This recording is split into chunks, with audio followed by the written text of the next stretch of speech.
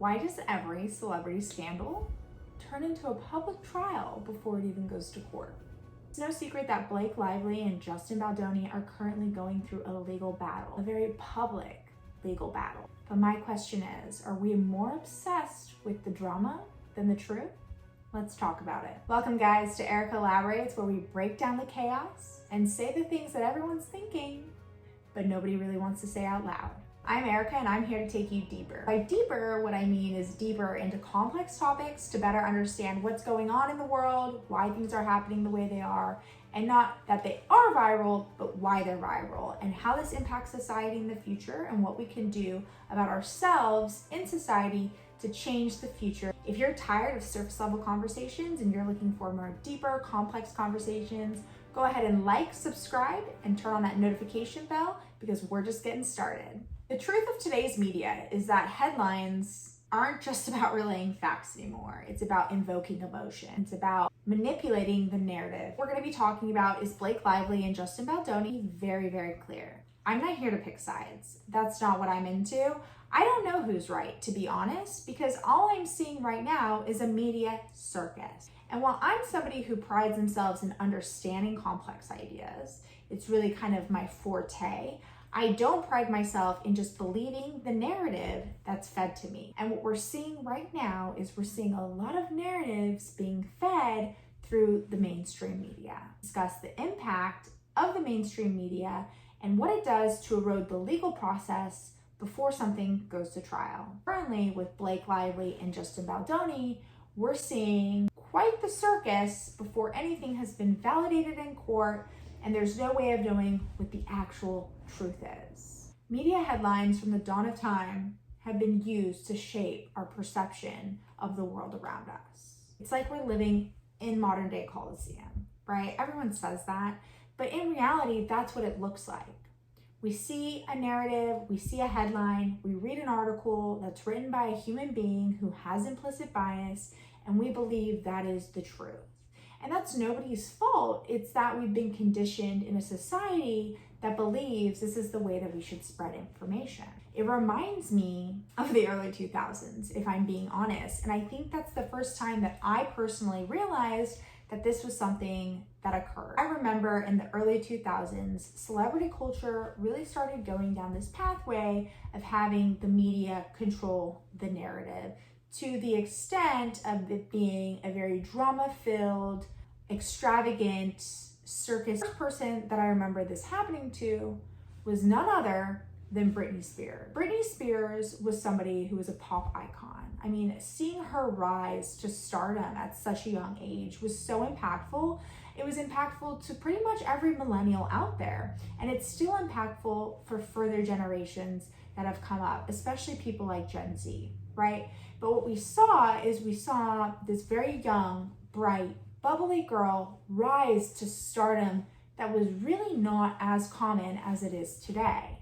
And what we saw in the same breath was a media circus that tore down somebody who was going through very hard times, human-like times in their life.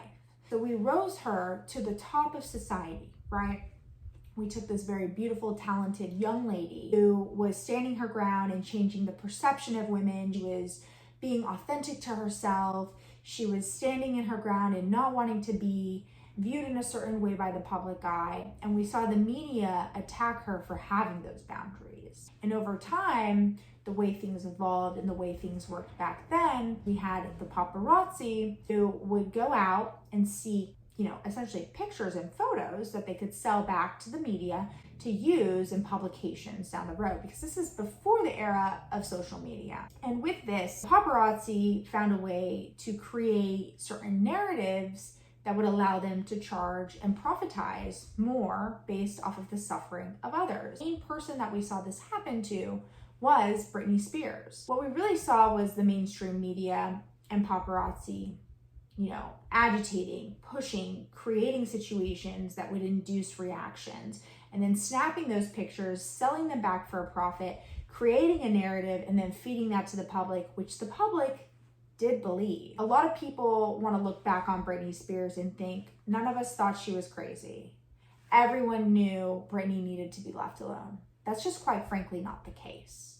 The majority of people thought Britney Spears is losing it.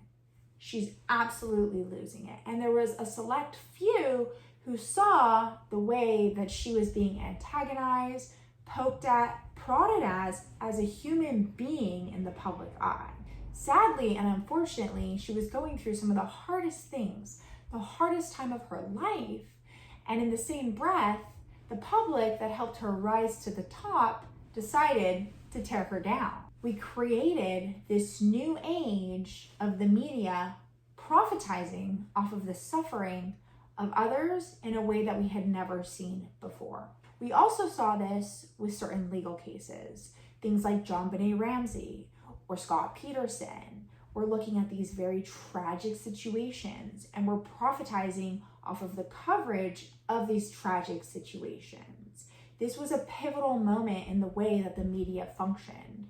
It went from this place of giving us truth and knowledge, at least in what the public perceived, in being an authentic reporting form, to going in to this prophetization of human emotions and manipulating the narrative to convince people what they believe was truth, rather than laying out the facts and allowing people to come to the conclusion themselves, which further eroded people's ability to go through the legal process. We saw this with Britney Spears. For example, her court case with her parents who took control of her finances, right?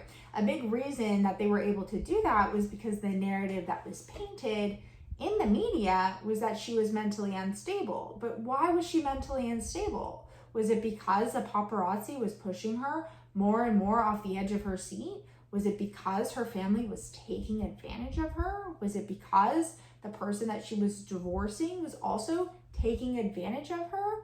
We don't really know at the time, because what we were seeing is we were just seeing somebody quite literally go through a mental breakdown without the context of what was causing this. This led to negatively impact Britney for decades. This ended up leading her to have a conservatorship. Because of the way the media was allowed and able to manipulate the public's perception of Britney, it influenced her legal process to allow a conservatorship that was quite literally very unethical and kept her bound and tied to these people for decades. And she's finally now just getting her justice. This is when the media really started to erupt in controlling the narrative and really just convincing people that their narrative was correct rather than the facts themselves. I'm asking what would cause somebody to go to the extent of like shaving their head, for example, or going on a bender or having these substance issues.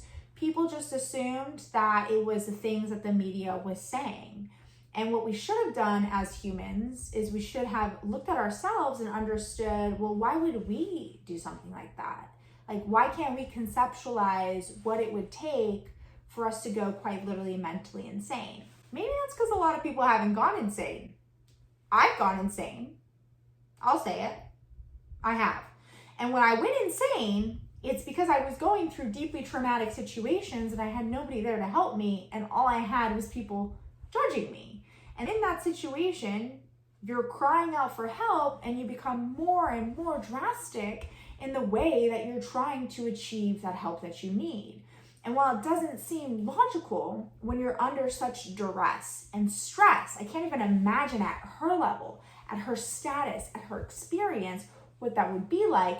You're going to compound and not make the best decisions for yourself at the time. You see this throughout all celebrity culture. You've seen it with people like, Pete Davidson, for example. He's coped with his own traumas in his own ways that were not the best way for him to cope, and he's overcome that. But the media did not help him at all throughout that process. The media weaponized his suffering and the way he was reacting to trauma to harm him further, which pushed him down a darker path. Luckily, he's somebody who was able to get himself out of that, do healing. A lot of people don't make it out of that. We should applaud him for that because it's very difficult. Imagine going through something that difficult and adding this layer of the public eye being on top of that, and then also crying out for help in any way that you can, whether that's seeking anything to numb the emotions that you're going through, just doing the most outrageous things possible and not getting the help that you need, but you're just faced with more judgment. Now we fast forward to today, to Blake Lively and Justin Baldoni, who are currently in this legal dispute. And once again, the headlines are trying to dictate the narrative. I think this is twofold complex, because when we look at the way the headlines function, we have to look at the different players that are involved with this.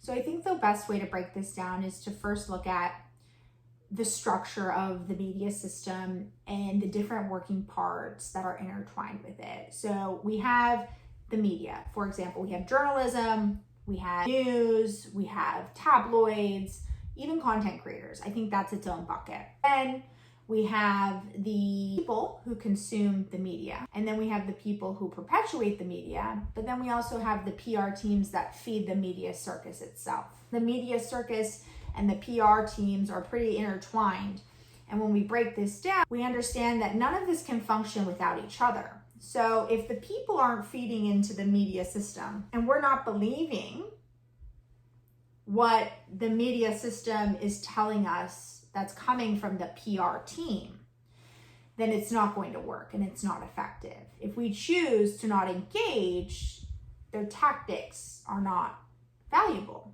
And this is on all ends, right? So the way I like to look at this is we have a situation where Blake Lively filed a lawsuit. And the first reaction was that Justin Baldoni must be guilty because she filed a harassment lawsuit. And then all of a sudden, Justin Baldoni responds and files his own lawsuit of defamation. New York Times came out with an article reporting on the lawsuit, and then he files a counter lawsuit to Blake Lively, and now Blake Lively must be a liar. And people are coming to these conclusions based on the evidence that they are believing is evidence that hasn't gone through the due process system. And they're making conclusions based on the fact that things simply are going through the legal system themselves, which doesn't make sense. The only reason that Justin Baldoni was put into the situation where people are going to essentially cancel him and not believe him is because people heard there was a lawsuit and they saw it reported on in a certain way, a way that conveyed that he was guilty, and they believed it and reacted to it, whether it was because of their own personal experiences or because of the way other people reacted to it. At the end of the day, just because someone files a lawsuit doesn't mean someone's guilty. And in the same breath, just because someone files a counter lawsuit, it doesn't mean that they're guilty, right? The person they're filing against. Just because someone releases certain text messages that haven't gone through the validation system in the court systems doesn't mean those text messages are legitimized evidence. Doesn't mean that we're getting all the context on both sides. So the real issue wasn't really the information being released. The real issue was the way the public, us, chose to react to the information. So with Justin Baldoni, for example, the people who jumped to the belief that Justin Baldoni was guilty are also at fault in the same breath as the people who are jumping to the conclusion that Blake Lively is a liar, because nothing has gone through the court system yet. The only system it's gone through is the media system, who is not a legalized determiner of truth. The media system is a system that thrives off of our emotional reactions and outrage. The real issue is that we allow the media system to influence our emotions and our opinions and our outrage, because without our ability to react to it in a way of conviction, of belief, of truth, rather than looking at the information and not really reading too much into it because it hasn't gone to trial yet. If we don't do that, I can't convince anyone what is true and what is not true. That's why we have the legal system in place. Headlines are really just made to capitalize off of our emotions, just like it was used in the 2000s. When we take other people's suffering, whether it's Britney Spears, Blake Lively, Justin Baldoni's, or any other celebrity in the public eye, take their suffering and we use it as entertainment, We are capitalizing off of the suffering of others. We see media companies doing this, and we see them making profit in the form of entertainment. We have to ask, why are we investing our time in this? Why are we allowing the drama to have this much of a sensation over us as a society? We're allowing a forced narrative to be placed on us rather than waiting for the legal system to work in the way that it is supposed to work. Why aren't we looking at the context of the situation, what is currently going on? With Britney Spears, for example, we're looking at the way the paparazzi is inducing these crisis situations to get her to emotionally react. Why aren't we looking at that rather than her reaction to the situation that she's in? When we look at this cycle, it starts with one thing, right? So it starts with the sensationalization of the drama. We frame a celebrity dispute or a personal betrayal to the audience. And this is done on all forms of media. And it's done through the mainstream media, and it's even done on the trickle-down effect with content creation. The second step would be to force the narrative. We're using selective wording and manipulation with titles and writing to convey a certain type of emotion, to articulate a certain type of reaction from the public eye, which then encourages public judgment. We go into this mob mentality, trial by the public, which isn't a true judicial process. It turns celebrities into villains or victims. It's, team Justin Baldoni versus team Blake Lively. And knowing this emotional investment will lead to more profits down the road. Profit off of this engagement as the media cycle. We continue to. More outrage and more frustration means more clicks, more views, more ad space. And we're seeing this now at a trickle-down level. We're seeing it at the top of the media cycle. We're seeing it with TMZ. TMZ has been all over this. TMZ was a big reason Britney Spears lost her mind. Let's not forget. I don't know why people have forgotten that, but I remember it myself, wanting to write my little emails to TMZ to leave Britney alone because I could see her suffering. And I was going through my own suffering, so I had my own emotional reaction of feeling like nobody saw what I was going through at the time. It was very hard seeing that happen on a public level as a young person. Seeing now is we're seeing it trickle down to content creation, especially with platforms like TikTok. People on TikTok are making tons of money off of the creator fund for posting really emotional, engaging, outrage takes on Blake Lively, maybe even Justin Baldoni. I personally have only seen Blake Lively. That might be my algorithm. I'm seeing all types of narratives being spewed from small content creators all the way up to Candace Owens. Pretty crazy to say out loud because we're not supposed to gossip as followers of Christ. But at the end of the day, it makes people money. And so that's why they're engaging in this, because it's a very easy way to get clicks when this type of content goes viral. With the profitization of someone else's suffering, we've created this reward system that the more we judge, the more we shame, the more we emotionally react and persuade others to emotionally react, the more money we can make. I think the worst part of this for me is that I feel like we've almost learned nothing since the 2000s. In the same way that Britney Spears was torn apart, we're seeing people like Pete Davidson, we're seeing people like Justin Baldoni, we're seeing people like Blake Lively getting completely torn apart in the public eye in the same way, just with a different spin on it that's tailored directly to the way that they are seen in the media light. This is even scaling down to cancel culture. And we saw this from 2020 to about 2023, where we were seeing the same scale of cancel culture of people being ridiculed for merely being human and making humanistic mistakes. There are always going to be some people getting canceled, I think is appropriate to the extent at which it was occurring. It's like if you had a bad day and someone caught it on camera, all of a sudden your entire livelihood is taken away because of the emotional outrage that is able to come from this type of reporting. It's created this system that doesn't only profit off of the misfortune of others and the pain of others, but it's also ruining people's lives for having just, a human experience. Like, we all fail. We all make mistakes.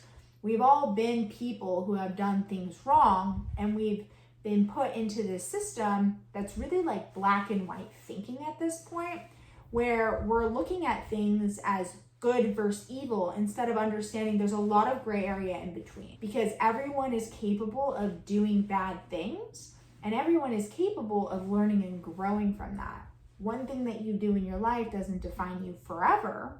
And in the same breath, we don't really know the truth of what goes on unless we have the context of the full picture, which we can't have through highly emotional reporting. I really want to understand, why are we still obsessed with doing this? Because we do understand the impact of this. We saw it with Britney Spears. We've seen it with other celebrities, but now we're allowing that to trickle down to us. And there was a moment in time where I feel like this wasn't something that was really happening at this scale. Like we had kind of scaled back on it, especially with like Lindsay Lohan, for example. We did pull back on the reins of this type of judgment, but all of a sudden it's come back in full circle. And I think that's with the birth of social media and gossip accounts, especially on TikTok, and then the profitization for the normal folk instead of it going up to the media companies itself. At the end of the day, I think for the public, we have a lot of responsibility in how we engage in this and how we choose to continue to feed the media machine that is profitizing off of other people's suffering. I think the reason that it's still occurring is because I think we have gone into this time frame where people are now reacting instead of taking a pause, seeing things and thinking, that's interesting, but what don't I know about this? And where is the missing information so that way I can better make a good understanding of what's occurring, instead of emotionally reacting and not thinking about what's going on, thinking, is this information even valid? Could this be manipulated? Has this gone through the due process system? People are just assuming whatever they're being fed is truth. It's almost like our parents on Facebook. Not all parents, some parents. There was like this whole thing where like the boomers were believing everything on Facebook. It's very similar. There are some things that I'm very concerned about with this. And I think the biggest concern that I have is the impact that this will have on the faith in the judicial process and our legal system. And the reason that I'm so concerned about this is because the moment that we have a high profile case hit the news, the public opinion opens up before we see any type of validated evidence or before we even go through the trial proceedings. The media hijacks the narrative, which can imprint on people who are following the case that in the future, say the case turns out to be opposite than what they had been conveyed to believe at the time. They might be so emotionally attached to what they thought was truth based on what the media said that they won't be able to take in new information and actually see the truth for what it is, which is a really big concern because it shows how the propaganda machine functions, and that can be used on a large scale. It can be used in the government, for example. It can be used by other governments to manipulate people. It could be used by your ex-boyfriend or your ex-girlfriend. It could be used by quite literally anybody once you show people that you are somebody who is susceptible to being manipulated on that level. You have to be willing to see new information and to be able to react with it with curiosity rather than staying steadfast in your belief when you have a previous belief and didn't necessarily have all the information before. This type of conditioning makes it very difficult for younger generations to think about it in that context because they're being told this is the truth based on X, Y, and Z. And, this one text message conveys that this is the truth, right? When there's so much context that goes into a lawsuit. There's so much context that goes into a lawsuit because we have to be very sure that we're actually seeing truth. And even then, the judicial system has its flaws. When we're going through the court of public opinion that's not organized in a way that truly validates truth, and we're just believing that as facts, we're showing people that we can easily be convinced of pretty much anything. And that's not good for you, and it's not good for any of us. So let's evaluate the trial by media and the trial by law. So legal cases are supposed to be based on evidence, argument, and law. But when the media takes over, cases are dictated by emotion, speculation, and PR strategy. An example of this is before a single fact is presented in court, Headlines frame and accuse someone as guilty or innocent. Selective leaks and viral clips can be placed. There can be bot accounts that are bought, and these reinforce the narrative that they'd like to be pushed. And that's the PR system. Journalists and influencers also partake in this, and they act like they are judges of the court without a law degree, making conclusions before any evidence is even given. That's dangerous. And the reason it's dangerous is because once people have emotionally committed to a media-driven version of the case, they will ignore evidence that can change their beliefs, like we stated earlier. This destroys the faith in the due process system, and it also shows people, like we said earlier, that you're easily susceptible to manipulation. Because the public believes a certain truth based on a narrative doesn't mean it is truth.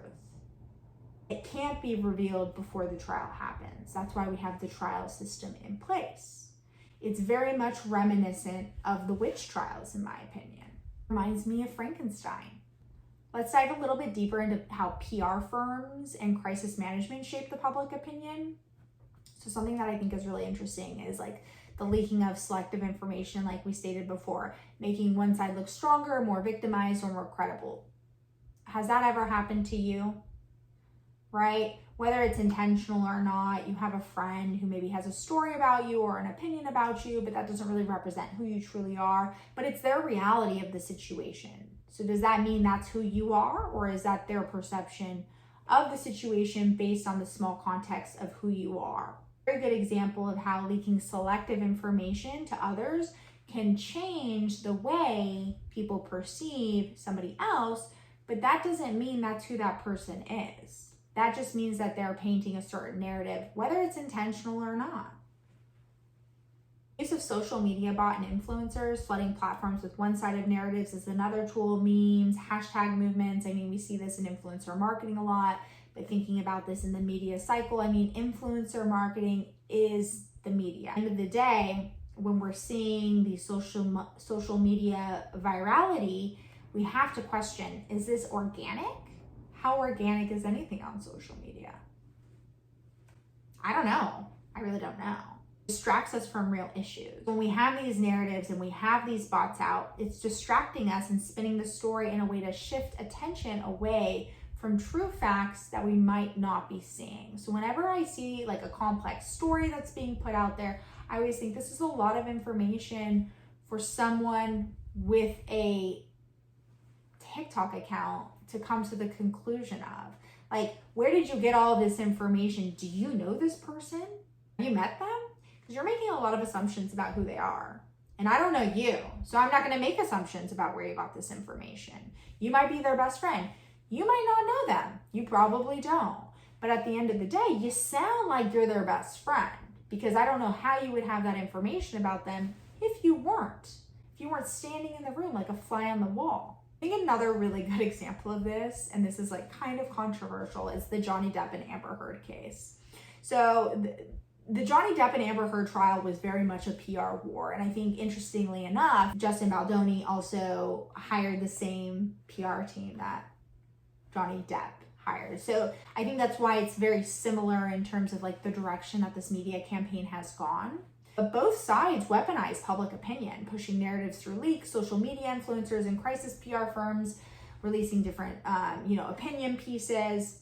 The trial became more about winning the internet than really winning the case in itself. And even with the trial being won in the way that it was, a large part of it was influenced by the way people were responding to it in the public eye.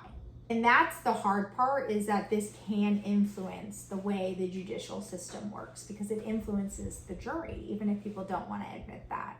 We all have biases, and it's kind of hard to escape this when you live in today's world, because social media is everywhere. That's what erodes the trust in the public system. So if the public believes trials are just a PR battle, they're going to start thinking that the law itself is meaningless. And that's dangerous, because trials are not just a PR battle. PR has become a part of it because of the way the media has created that narrative. There are laws in place to protect people. There are laws in place to convey order within society. And if we think it's meaningless, to go and dive into chaos, it's going to be I mean, we're already kind of there, if I'm being honest. The mistrust in the legal institution growing is going to make it very difficult for people to be taken serious when they go through that system.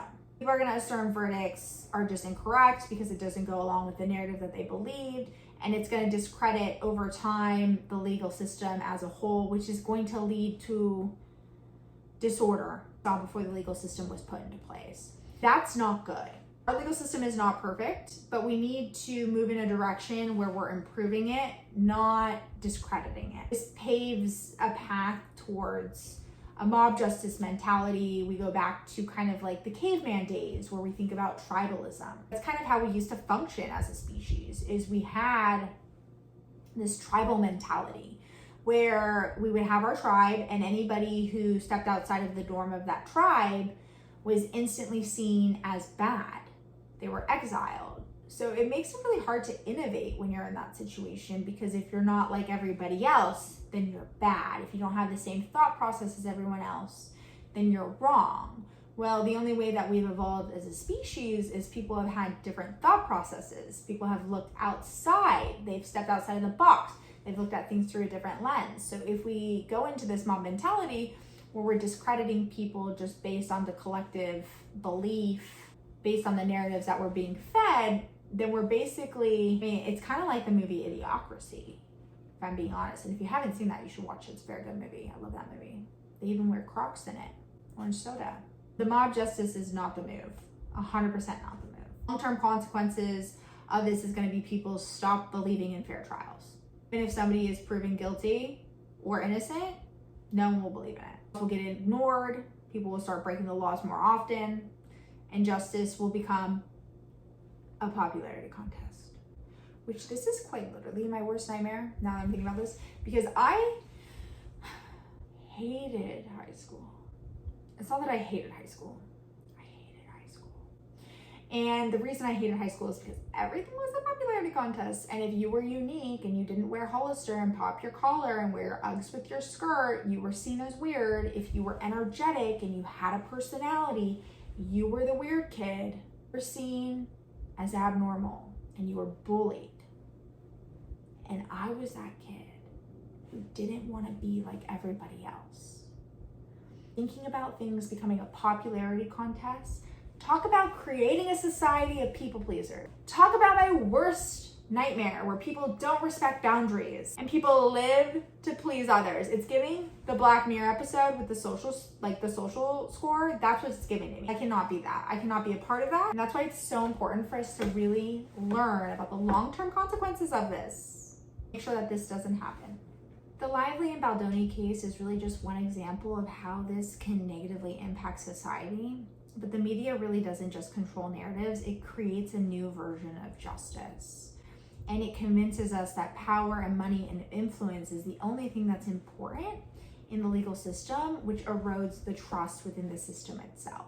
One where the public opinion often holds more weight than facts is not a good place to be, and we really want to make sure we don't undermine the validity of our systems in place, but we want to enhance and evolve our systems based on the places where we see the gaps and flaws. We're more aware of media manipulation today, but I think we still fall into it because it quite literally has evolved with social media. And I think the long-term impact of this is very profound. When we normalize the idea of judging people based on headlines, we dehumanize them and we make it okay to completely disregard the due process system. We go from innocent until proven guilty to a system where we believe guilty until proven innocent. And we only value outrage over truth and drama over depth. Continue to engage in this cycle, we do risk our ability to have meaningful, compassionate conversations. And instead of becoming a society that understands each other, we are becoming a society that relies off outrage to get our next dopamine hit. Next time that you see a headline about a celebrity scandal or a legal battle, remember, it's just a story, part of a cycle that thrives off outrage and emotion. And it's up to us to break that cycle.